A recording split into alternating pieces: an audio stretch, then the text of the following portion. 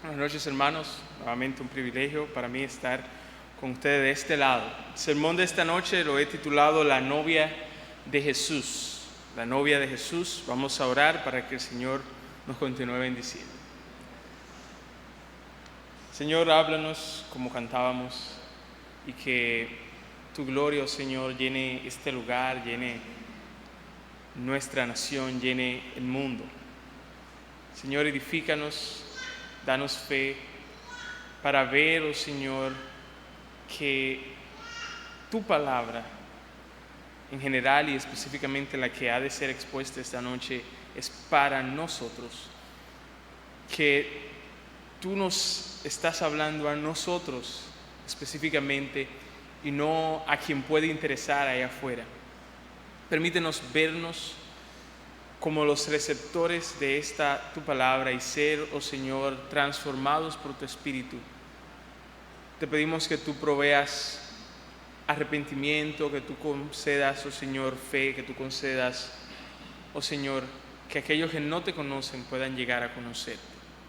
Perdona, Señor, mis pecados, los pecados de tu iglesia, y ayúdanos a que podamos recibir tu palabra, caiga en buena tierra y pueda dar frutos para la gloria y honra de tu nombre. Te pedimos estas cosas en el nombre de Jesús. Amén. Las palabras del profeta Ezequiel para Jerusalén ilustran muy bien lo que nosotros vamos a ver en esta noche. Vamos a escuchar estas palabras de Dios a través de este profeta Ezequiel, que dice lo siguiente: el día en que naciste no te cortaron el cordón umbilical, no te bañaron, no te frotaron con sal, ni te envolvieron en pañales. Nadie se apiadó de ti ni te mostró compasión, brindándote esos cuidados.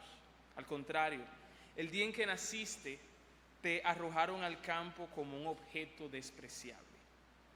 Pasé junto a ti y te vi revolcándote en tu propia sangre y dije: sigue viviendo, crece como planta silvestre.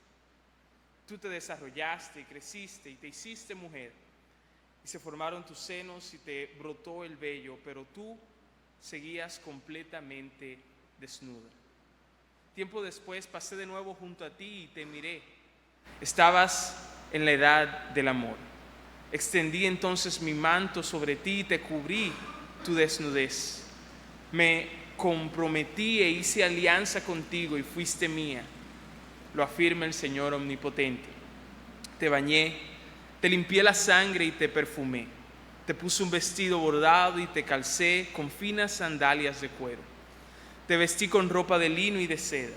Te adorné con joyas, te puse pulseras, collares, aretes, un anillo de la nariz y una hermosa corona en la cabeza. Quedaste adornada de oro y plata, vestiste de lino fino, de seda y de telas bordadas. Te alimentabas con el mejor trigo y con la miel y aceite de oliva. Llegaste a ser muy hermosa. Te sobraban cualidades para ser reina. Tan perfecta era tu belleza que tu fama se extendió por todas las naciones, pues yo te adorné con mi esplendor, lo afirma el Señor omnipotente. Ahora, el pasaje que nosotros vamos a estudiar en esta noche no es o no se encuentra en el libro del profeta Ezequiel, sino en el libro de Efesios capítulo 5. Pero estas palabras del profeta Ezequiel, como dije al principio, son una buena ilustración de lo que nosotros vamos a ver en Efesios capítulo 5. El contexto de nuestro pasaje bíblico en el libro de Efesios comienza hablando de cuáles son las características o cuáles son esos deberes del esposo y la esposa. Pero termina hablando acerca de la relación entre Cristo y su iglesia. Y la razón para eso es que el matrimonio es un reflejo o es un retrato de la relación entre Cristo y la iglesia. Así como el esposo debe amar a su esposa, Cristo ama a su iglesia. Y la esposa debe someterse a su marido como la iglesia debe someterse a Cristo. Y lo que pienso hacer en este sermón no es tanto que veamos el retrato, sino que veamos la imagen misma. Dicho de otra manera, nuestro enfoque en este sermón no será tanto la relación entre el esposo y la esposa, sino la relación entre Cristo y su iglesia. Y para eso vamos a leer un pasaje bien conocido de Efesios capítulo 5. Los versículos en los cuales nos vamos a concentrar son los versículos 25 al 30. Efesios capítulo 5, versículos 25 al 30, que dice: maridos, amad a vuestras mujeres, así como Cristo amó a la iglesia y se entregó a sí mismo por ella, para santificarla, habiéndola purificado en el lavamiento del agua por la palabra, a fin de presentársela a sí mismo una iglesia gloriosa, que no tuviese mancha, ni arruga, ni cosas semejantes, sino que fuese santa y sin mancha. Así también los maridos deben amar a sus mujeres como a sus propios o sus mismos cuerpos. El que ama a su mujer, a sí mismo se ama, porque nadie aborreció jamás a su propia carne, sino que la sustenta y la cuida, como Cristo a la iglesia, porque somos miembros de su cuerpo y de su sangre y de sus huesos. El primer punto que vamos a ver lo he intitulado Conociendo a la novia. Conociendo a la novia. En el versículo 25 se dice que Cristo amó a la iglesia. Y antes de proseguir, algo que posiblemente la mayoría de nosotros sepamos o recordemos, es que en la Biblia la iglesia no se refiere a un edificio. En la Biblia la iglesia no está conformada por 4 paredes, sino que en la Biblia la iglesia está conformada por ese conjunto de creyentes en Jesucristo. Y se dice entonces que Cristo amó a la iglesia. Yo te pregunto, ¿alguna vez tú te has preguntado si Jesucristo se enamoró? La respuesta que nos da la Biblia es positiva. Sí, Él se enamoró, pero se enamoró de la iglesia. Así que nos preguntamos, ¿quién es la iglesia? ¿Quién es la iglesia? Y aunque nuestro pasaje bíblico de Efesios capítulo 5, los versículos 25 en adelante, no dicen explícitamente, no dicen literalmente quién era en el pasado la iglesia y quién es en el presente la iglesia, esa información de quién era y quién es la iglesia puede ser lógicamente inferida del pasaje que vamos a estudiar. Por ejemplo, si Cristo, dice nuestro pasaje, se entregó para santificar a la iglesia, ¿qué quiere decir eso? Eso quiere decir que la iglesia no era santa. La iglesia era pecadora. Si Cristo la ha purificado, eso quiere decir que la iglesia no era pura. La iglesia era todo lo contrario, era impura. Y yo pregunto, ¿cómo crees tú que se comporta una persona pecadora? ¿Cómo crees tú que se comporta una persona impura? El capítulo anterior, capítulo 4 de Efesios, nos ayuda a responder a esa pregunta. Por ejemplo, en el capítulo 4 nosotros estamos respondiendo a la pregunta, ¿cómo se comportan los pecadores y los impuros? Las personas pecadoras impuras se entregan a la inmoralidad y cometen toda clase de actos indecentes. Versículo 19 del capítulo 4. Las personas pecadoras e impuras dicen mentiras. Capítulo 4, versículo 25. Las personas pecadoras e impuras se enojan de una manera pecaminosa. Versículo 26. Las personas pecaminosas e impuras roban. Eso es lo que ellas hacen. Versículo 28. Las personas pecaminosas e impuras tienen conversaciones obscenas. Versículo 29. Las personas pecaminosas e impuras guardan rencor y cometen toda clase de malicias con los demás. Versículo 31. De esa manera se comportan las personas pecaminosas e impuras. Ahora, es cierto que lo mencionado anteriormente, que eso que acabo de mencionar acerca del comportamiento de las personas pecaminosas e impuras está en el pasado de la iglesia. Dicho de otra manera, la iglesia ya no es eso. Dicho de otra manera, la iglesia no debe practicar ninguno de esos pecados ya mencionados. Y si lo hace, si lo practica, entonces está evidenciando que no es la iglesia de Dios verdaderamente. Eso se confirma tanto en el capítulo 4, los versículos 20 y 21. Escuchen lo que dice los versículos 20 y 21 del capítulo 4. Si en verdad le habéis oído y habéis sido por él enseñados, conforme a la verdad que está en Jesús, en cuanto a la pasada manera de vivir, despojaos del viejo hombre que está viciado conforme a los deseos engañosos. Pero también se confirma esta verdad en el capítulo 5, que es el pasaje en el cual estamos leyendo, cuando dice en el versículo 26, para santificarla. Cristo se entregó para santificarla, aquí en la iglesia, habiéndola purificado, un acto pasado, en el lavamiento del agua por la palabra. Así que esos pecados, como una característica de vida, ya están en el pasado de la iglesia. Sin embargo, no es menos cierto que la iglesia todavía no es perfecta. La iglesia todavía no es perfecta, aunque su estilo de vida ya no se caracteriza por los pecados antes mencionados, aunque su estilo de vida no se caracteriza por la práctica ininterrumpida y sin arrepentimiento de los pecados que acabé de mencionar, la iglesia todavía peca. La iglesia todavía peca. Como dijo Juan Calvino, no negamos que la santidad de la iglesia ya ha comenzado, pero existe un progreso diario, no perfección. Termina la cita. Y esto no es algo que lo dijo solamente Juan Calvino. En nuestra propia experiencia nosotros podemos confirmarlo. Y no solamente nuestra propia experiencia lo confirma, sino que la misma Biblia, en el mismo pasaje, nos da a entender que aunque el estilo de vida de la iglesia no es el mismo que en el pasado, aún así la iglesia todavía no es perfecta. Si Cristo se entregó por la iglesia, y en un sentido, como vamos a ver más adelante, la santificó para que un día ésta sea gloriosa, santa y sin mancha. ¿Qué quiere decir eso? Que aquí y ahora, en la actualidad, la iglesia todavía no es gloriosa como está destinada a ser. Y la iglesia todavía, aquí y ahora, todavía tiene manchas y arrugas. Y esto es algo que el mundo de allá afuera debe saber. El mundo de allá afuera que nos mira a nosotros debe saber esta verdad. Aquellos que conforman la iglesia de Cristo no son parte de esta porque eran especiales.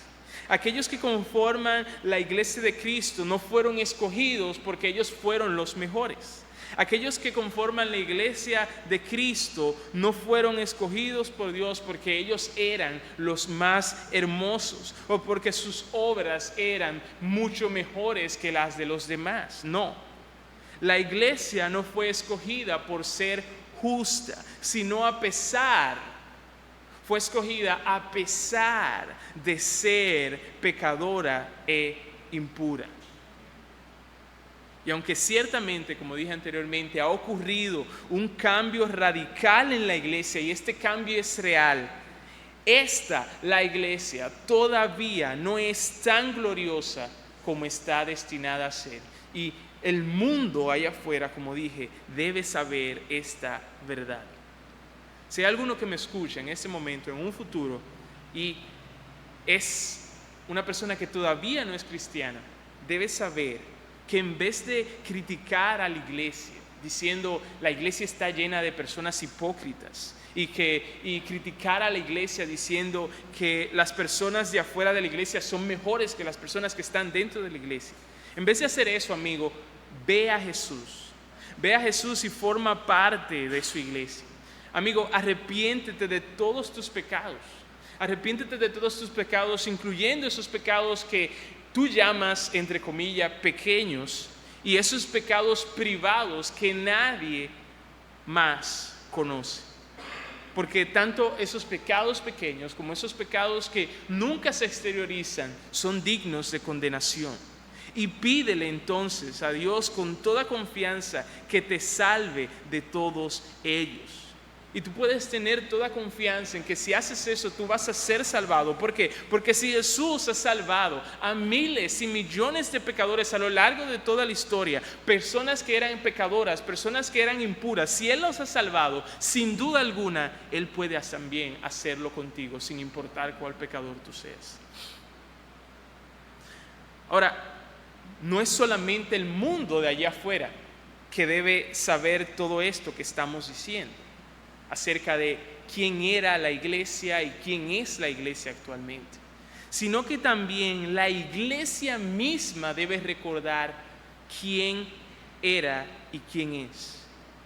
Y especialmente ahora me quiero dirigir a aquellos cristianos que hacen críticas no constructivas sobre la iglesia. Cristianos que hacen críticas no constructivas sobre la iglesia. Eso sucede mucho y lo vemos mucho hoy en día. Es muy fácil apuntar el dedo acusador sobre la iglesia y olvidar un dato que es sumamente sencillo. ¿Y cuál es ese dato?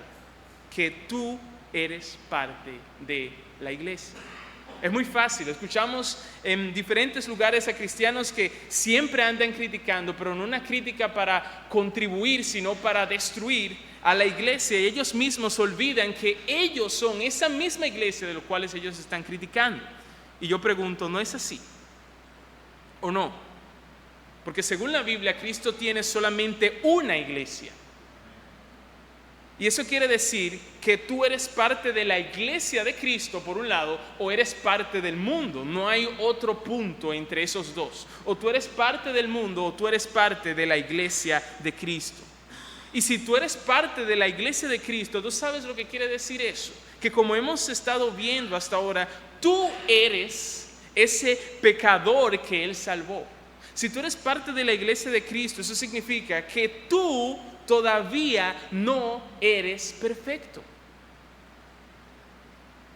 Y aunque hipotéticamente hablando, tú no seas culpable de esos pecados que tú le señalas a la iglesia, recuerda, querido hermano, querida hermana, que tú eres culpable de otros pecados también.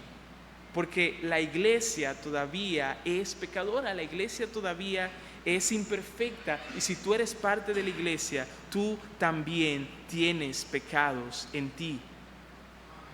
Señalar a todos los de tu alrededor como pecadores y creerte a ti mismo como que tú eres el único justo, eso es un pecado. La Biblia lo llama autojusticia o justicia propia. Dejar de congregarte porque la iglesia está llena de personas inmaduras es también un pecado. Chismear a la espalda de tus hermanos criticando sus supuestos pecados es también un pecado. Causar división al hablar con otros hermanos para boicotear la iglesia es también un pecado. Así que lo que yo estoy haciendo aquí no es un llamado a no apuntar el pecado de la iglesia. Apuntar el pecado de la iglesia, señalar el pecado de la iglesia, llamar a la iglesia y mostrarle su pecado tiene su lugar. Así que mi llamado en esta noche no es a decir que todo el que apunta el pecado de la iglesia está haciendo algo mal. Tampoco es un llamado a conformarnos con el estado actual de la iglesia. No, más bien, en primer lugar, es un llamado a reconocer que todos nosotros, tanto tú como yo y todos los que formamos parte de la iglesia, somos pecadores que necesitamos arrepentirnos. Todos, sin excepción. Tanto aquel que critica a la misma iglesia como aquellos que son criticados por otros. Todos somos pecadores y necesitamos arrepentirnos. Y en segundo lugar, este es un llamado a ser buenos en nuestro trato con nuestros hermanos. Si nosotros no entendemos esto que estoy diciendo, entonces nuestro trato con nuestros hermanos será áspero en vez de ser bueno. Nuestro trato con nuestros hermanos será de venganza en vez de ser misericordiosos con Él. Nuestro trato con nuestros hermanos va a ser guardar rencor en vez de ser perdonadores. Así que el llamado en esta noche es a ser buenos en nuestro trato con nuestros hermanos, a ser misericordiosos y a ser perdonadores, porque a eso es que Cristo nos llama. Y que cada vez que nosotros tengamos que amonestar a algún hermano por algún pecado, lo hagamos con paciencia. Lo hagamos con paciencia y, como dice la palabra, considerándote a ti mismo también. Y como dice la palabra, no creyéndote que tú nunca vas a caer en pecado. Así que ya hemos visto nuestro primer punto, que es conociendo a la novia. Hemos visto quién era la novia de Cristo, la iglesia, y quién es actualmente. Ahora vamos a ver segundo punto, que lo he titulado pero yo la amo. Pero yo la amo. Y nosotros volvemos al principio. Dice: Cristo amó a la iglesia.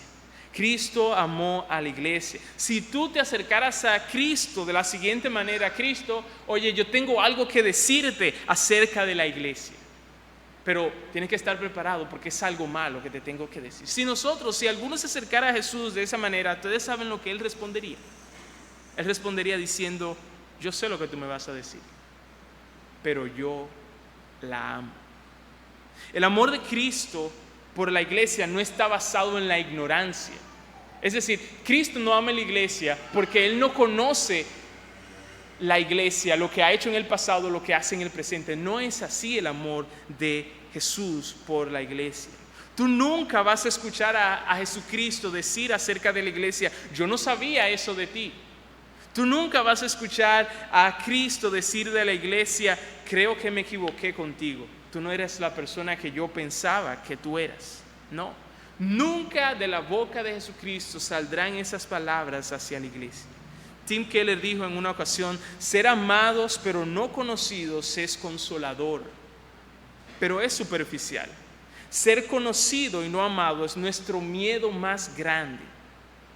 Pero ser completamente conocido por un lado y ser sinceramente amado por otro lado es lo que necesitamos más que cualquier cosa. Termina la cita. Y la buena noticia, hermanos, es que somos completamente conocidos y sinceramente amados por Jesús. Y aunque la boda todavía no se ha celebrado, podemos estar completamente seguros que Cristo nunca romperá con su novia, porque su amor es fuerte y su amor es constante. Y la pregunta es, ya sabemos, como dice el versículo, que Cristo amó a su iglesia, pero la pregunta es, ¿cuánto amó Cristo a su iglesia? Y podemos medir el amor de Cristo por su iglesia en lo que Él dio. Cristo no dio poco por la iglesia. Y en cierto sentido también podríamos decir que Él tampoco dio mucho por la iglesia. Jesucristo no dio de lo mucho que Él tenía. El versículo nuestro que estamos leyendo dice que Jesucristo dio no de lo mucho que tenía, sino que Él dio su propia vida. Y eso es, su propia vida, se entregó a sí mismo, es infinitamente mayor a todo el universo que ha sido creado por Él.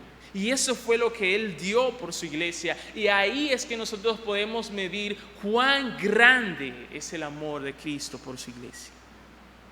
Jesucristo dio su vida, como dice el versículo 2 de Efesios capítulo 5, como ofrenda y sacrificio a Dios en olor fragante. Él fue castigado para que la iglesia fuera perdonada. Él descendió para que la iglesia ascendiera a los cielos. Él murió para que la iglesia viviera. Él se hizo pobre para que la iglesia fuera enriquecida con toda bendición espiritual. Él se hizo maldición para que la iglesia fuera bendecida. Él fue hecho pecado para que la iglesia fuera hecha justicia de Dios en Él. Así de mucho, nos dice la Biblia, amó Jesús a su iglesia.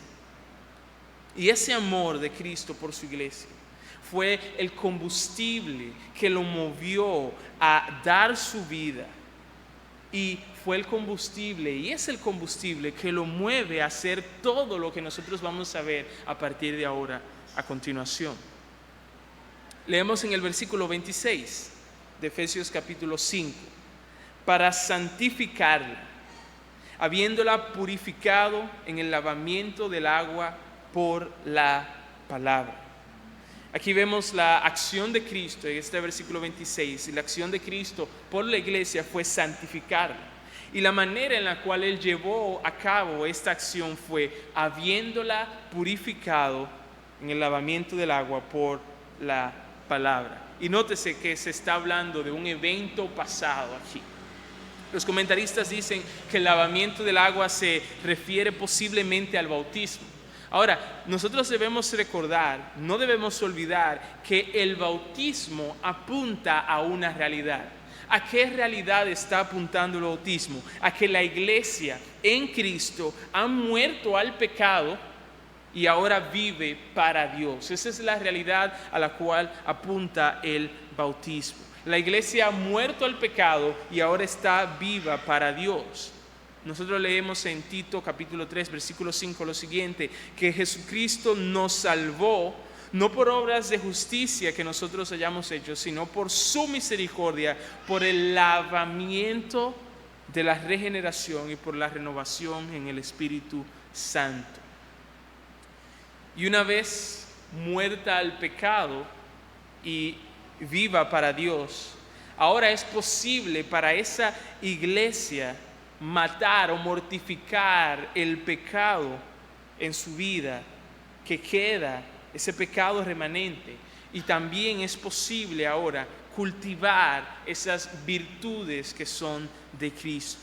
Y esto hace la iglesia de una manera progresiva. Eso es lo que hace todo cristiano verdadero. Debido a que ha sido muerto al pecado y vivo para Dios, ahora de una manera progresiva, esa persona, la iglesia, cultiva las virtudes de Cristo y mortifica el pecado en su vida. Esa es una realidad que es gracias al amor de Cristo por su iglesia. Por eso Cristo se entregó, para eso Cristo se entregó, y se entregó porque amó a la iglesia. Y Cristo, según el pasaje que estamos considerando también, ama a su iglesia tanto, pero tanto, que Él hará que su iglesia no se quede tal como es ahora, sino que la convertirá en una iglesia gloriosa, en una iglesia espléndida, en una iglesia digna de tener un esposo como Él y en una iglesia digna de vivir en el palacio del Rey. Y algún día, en las bodas del Cordero, como dice Apocalipsis, Cristo presentará, como dice nuestro pasaje, a su iglesia. ¿Y sabe qué pasará? Que cuando Cristo presente a su iglesia en ese momento, ninguna Miss Universo se podrá comparar a la belleza y a la hermosura que tendrá la iglesia en ese momento. Apocalipsis 19:8 dice: y a ella, a la iglesia, se le ha concedido que se vista de lino fino, limpio y resplandeciente, porque el lino fino es las acciones justas de los santos.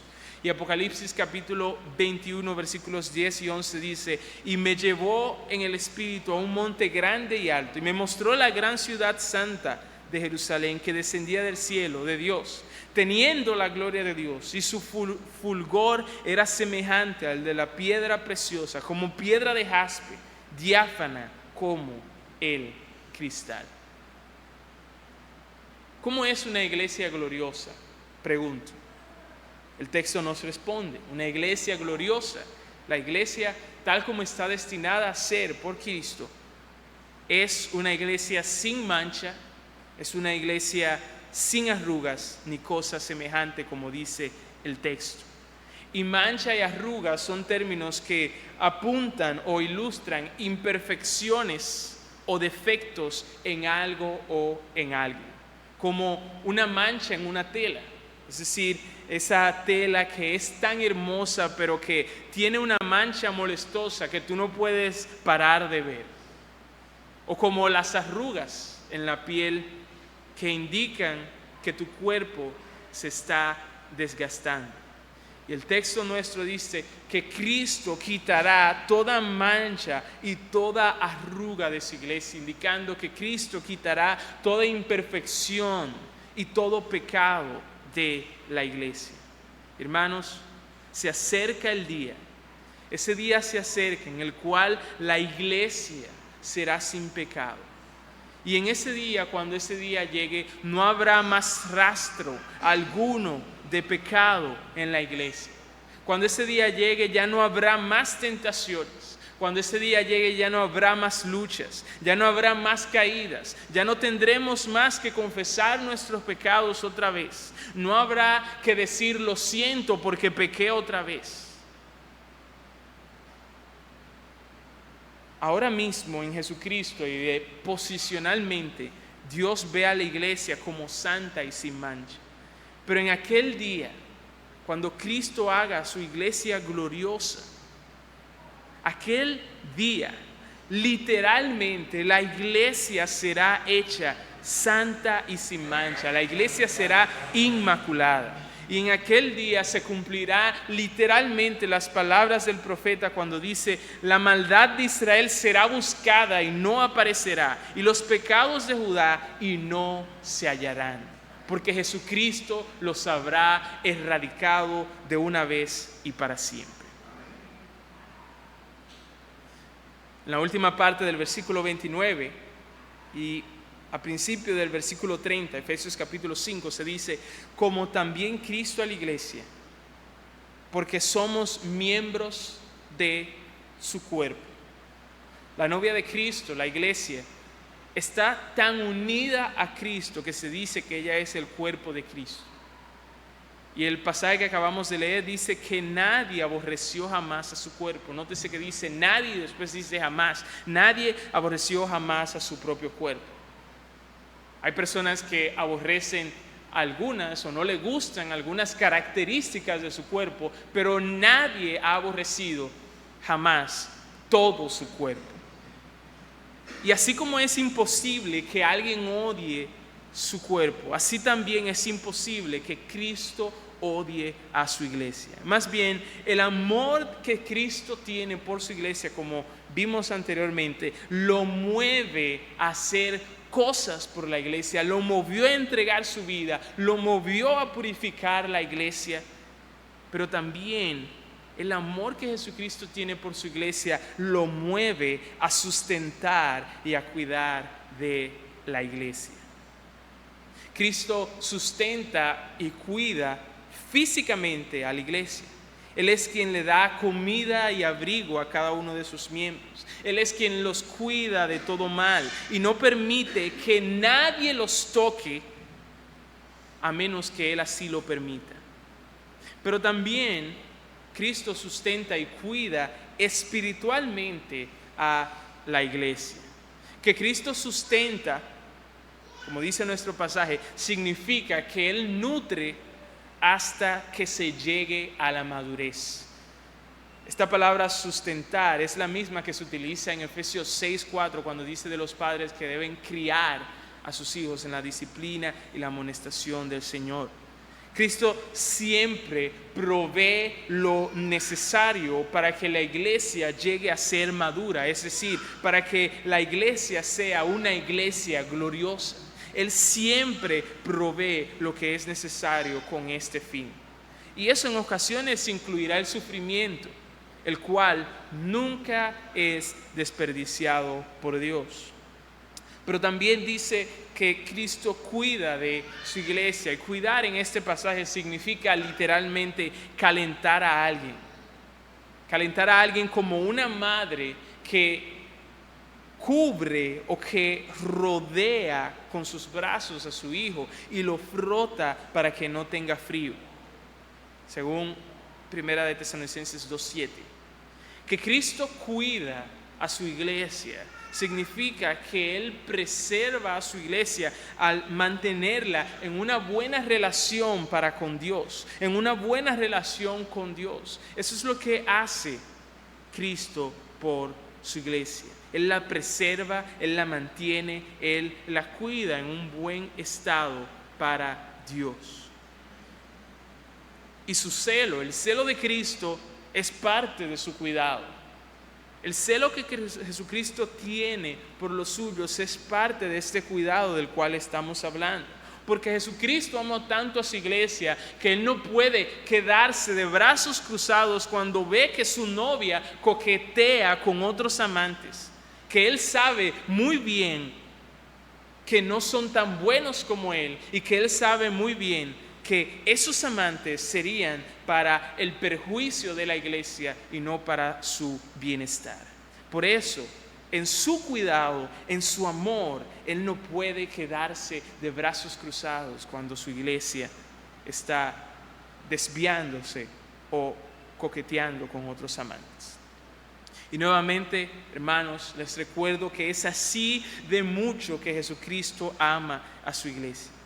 Y también, si tú has creído en Jesucristo y te has arrepentido de todos tus pecados, tú debes saber que así de mucho es que Jesucristo te ama a ti. Cuando hablamos de la iglesia, no quiero que nos olvidemos que si somos cristianos estamos hablando de ti y de mí.